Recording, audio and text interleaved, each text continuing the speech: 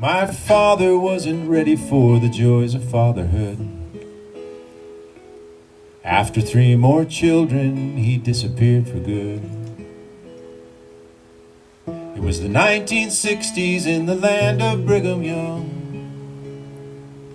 I was 5 years old, and she was 21. She was a waitress at the Wild Horse Cafe. The smells of food and coffee traveled home with her each day. The pockets of her dress were always tearing at the seams, heavy with the silver of 10% gratuity.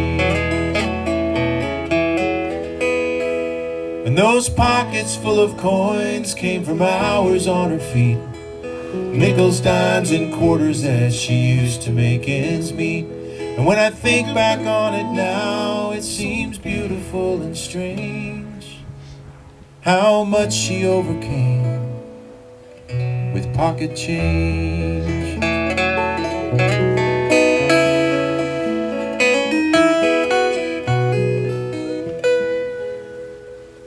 Well, I remember a friend came by one day with $20 in his fist. He took it from his dad, who was an ophthalmologist. He said he'd never miss it, it was only pocket change. And if I could get some money too, we could ride out on the range. Well, her uniform was hanging up behind the bathroom door. She was still asleep from having worked the night before. I grabbed as many handfuls as my young pockets would hold and spent it with my buddy at the drugstore down the road. And those pockets full of coins came from hours on her feet, nickels, dimes, and quarters that she used to make ends meet. And when I think back on it now, it seems beautiful and strange how much I have to show from pocket change.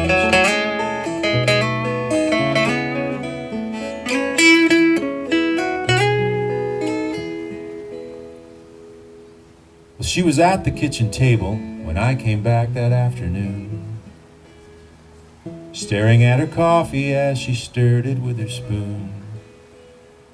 The coins I'd left behind were stacked in rows next to her hand. And when I saw that she was crying, I came to understand that those pockets full of coins came from hours on her feet, nickels, dimes, and quarters that she used to make ends meet. And when I think back on it now, it's so beautiful and strange how much of who I am was in my mother's pocket change.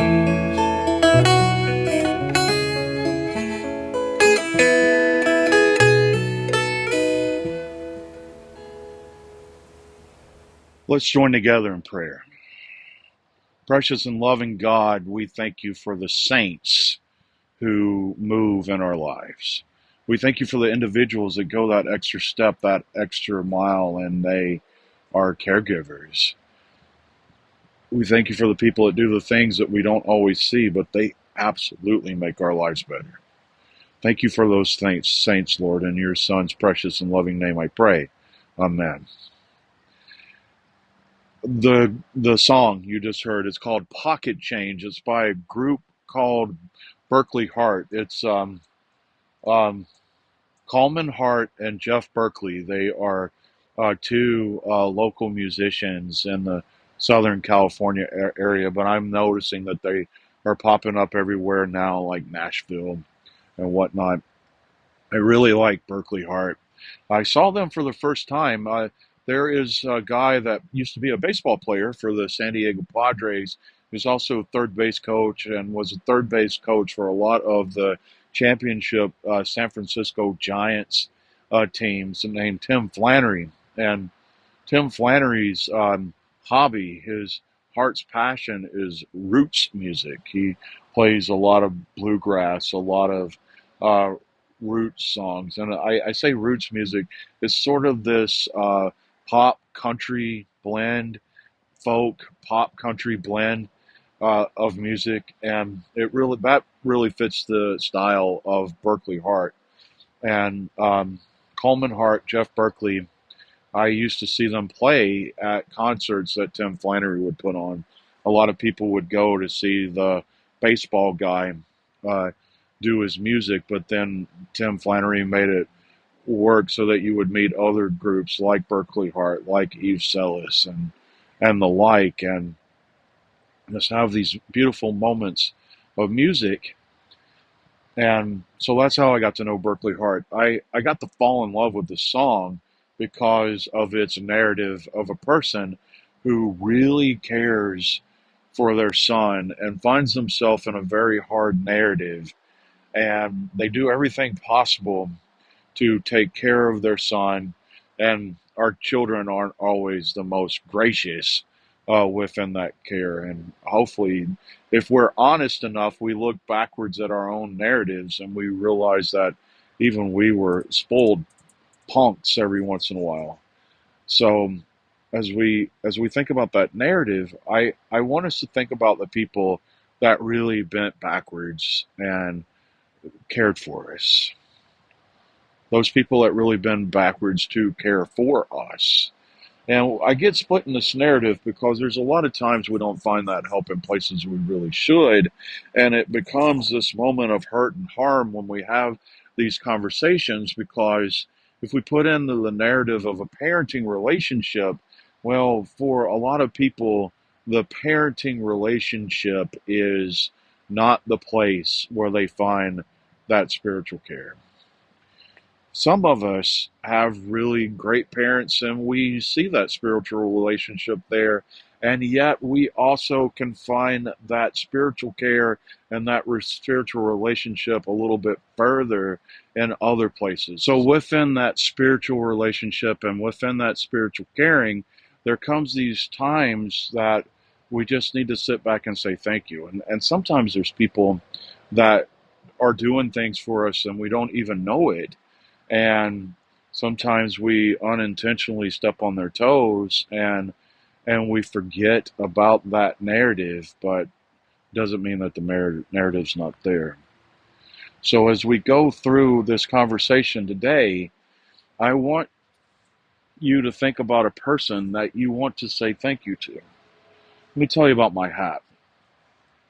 This is a CM Punk hat. There's a professional wrestler. His name's Phil Brooks, and he performs under the name CM Punk, and he has used his platform quite frequently to advocate for a lot of stuff that you would never suspect a professional wrestler would become an ally advocate for.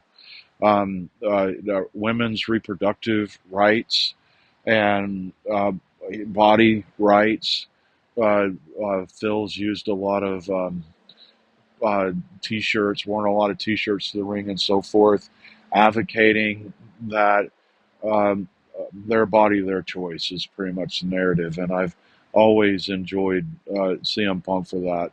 One of the things that I really personally hold on to the most of CM Punk's advocacy, and it's why I will always be a CM Punk guy, is Punk's advocacy for transgender children and transgender rights. And I love how that he will grab the microphone and say things, not just a person that grabs a sign or gets his picture taken next to a sign. And listen, I'm not chopping down anybody that does that because it brings awareness.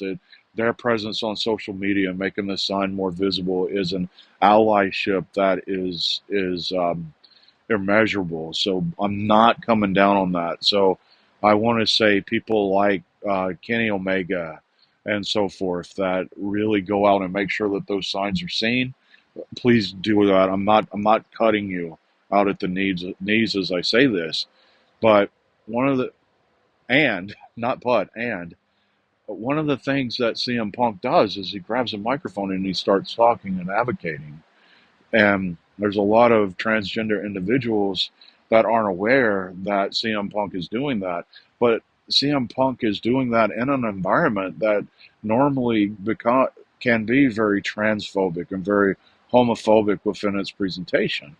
And I think over time, almost anyone that has exhibited any LGBTQIA plus traits in the realm of professional wrestling has either been a bad guy or has been a cartoon. But thankfully, we don't live in that realm anymore either. People like Anthony Bowens, people like um, Zack Sabre, who are together. There was it's a female tag team now that exhibits positive LGBTQI plus imagery. And what was really cool, I mean, this is a narrative that they opened up. They actually worked out a match that this team lost because her her partner, both romantically and as a wrestler, was being so hurt that the other gave up because they didn't want the love of their life hurt. That was a really cool narrative to see take place, and it like that door opened to this unique finish to a wrestling match because of the willingness to display the positive LGBTQI plus side. Period. So back to pocket change. There's advocates that people don't know that are going out and doing things, and sometimes they do things within the imagery that people don't trust, like CM Punk. I just shared a majority of the existence of professional wrestling has always shown a negative portrayal of LGBTQIA plus individuals, but CM Punk's going out and advocating. I think about my own life and my journey with the church and being this invisible advocate and going out to school board meetings, going to No Kings rallies, going to pride celebrations, and just being there to be present and a person to listen to narratives and listen to life journeys in such a way that I know. But I can tell you very specifically, much like Punk existing in a world that holds a narrative at times of these anti practices. Going out as a pastor to these places is definitely showing up as a villain, and we really don't know what's taking place until that the villain opens their mouth and you realize, oh, all right, this guy's okay, or how is this wolf trying to play us? It's these guards of safety that really do have to stay out, and it's fair. You know, one of my friends went with me to the school board meeting. I was just fresh in the community where our worship center is now, and it was my first time going into a school board meeting and that narrative. And I was there, collar on. I went up to speak, and my friend said that she was watching the faces of the other people around me, and they saw the fear and worry that this person in religious garb was walking up and getting ready to say some things, and nobody knew what was going to happen. And then my friend told me she could watch the expressions change as I began to speak of my allyship with transgender children. And it was a moment of peace and calm that set in a very worrisome place. So we have all of these allies that are out there that are actually at places that we would never think to look. I want to dig into this song a little bit deeper and make it more specifically about the narrative of the song than the vagueness that I've been doing. This is really the song of an individual that is going way out of their way to be a caregiver for someone that doesn't understand the price of that care. This is a story of an individual that is trying to get by themselves, trying to help their younger child get by, but this child doesn't get it, and it becomes very harmful. Recently, I've been in some conversations with individuals that have this narrative that they want to be caregivers for people who can't accept them. And this is really, I mean, this isn't just LGBTQ, but this is absolutely LGBTQ. There's a lot of friends on their journeys that want to still have a place of care within their families. They want to be the good children, grandchildren, nephews, nieces, aunts, and uncles. They want to be those good people, but within that narrative, they have people that visually, intentionally disrespect them. Now, in the song, and the person singing is Coleman Hart, uh, uh, in the song, Coleman's narrative isn't a kid that intentionally is pushing back against someone that's caring for him. It's someone that just doesn't get it yet. And with them not getting it yet, they go out and do something really ignorant, and it causes harm to a person that's only trying to be their caregiver. And when I think about the part of the song where the mom is sitting there crying at the kitchen table because her child took this money and so forth, I think about the people that really care, but I don't think that they're crying because the people they're trying to help did something wrong to them. I think a lot of times that they sit there and crying over, I'm trying to make a difference, but it's not seen. And that goes back to the open narrative of this conversation today. I think about a CM Punk that exists in a place that can be very trans and homophobic, and the people that need to hear what he's saying won't always hear it, but thankfully there are people there that do. I think about the mom in this narrative that's working to take care of this child.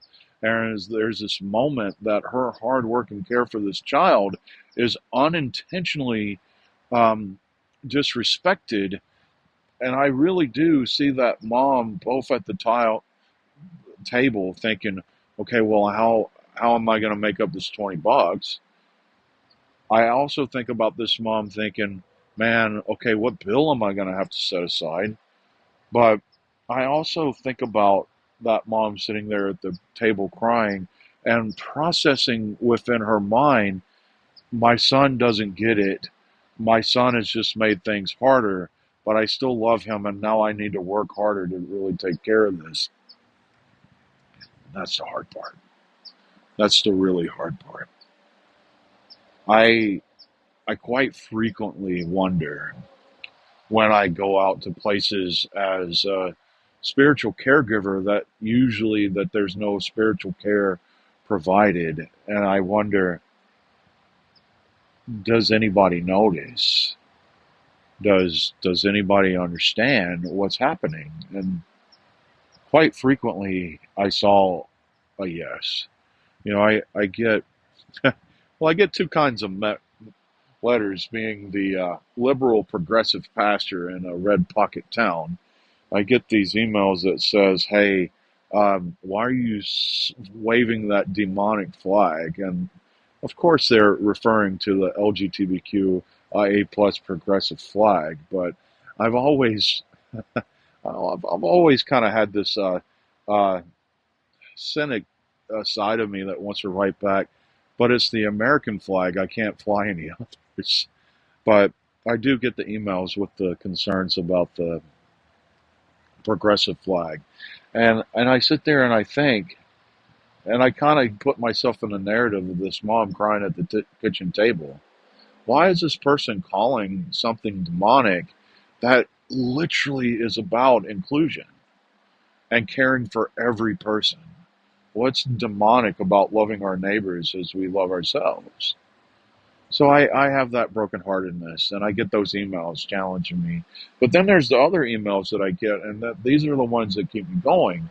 It's I saw you at the school board. Thank you. It's we went to your church for the pride gathering. Thank you. It's we went to your church for the transgender day of remembrance. Thank you. It's the we saw you and your caller at the rally. Thank you.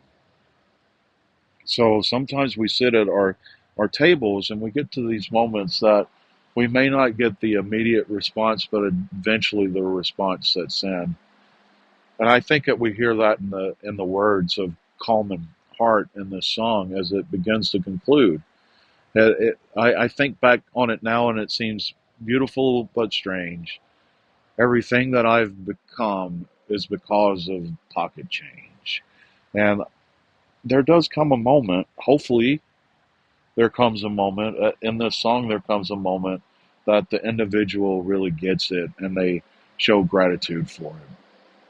So I want you to think about that. If you go out and you're using your pocket change to make differences, but it's not quite received, hold on and keep going. One day you'll get the email. One day someone will notice. And hopefully within that time they'll say thank you as well. But as long as you're doing life as the hands and feet of Jesus Christ, as long as you're loving your neighbor as you love yourself, or you're living in the reality of Ted Lasso, who famously said, it's never the wrong thing to do the right thing. It's always the right thing to do the right thing. So remember that too. Spend your pocket change in such a way that it cares for other people.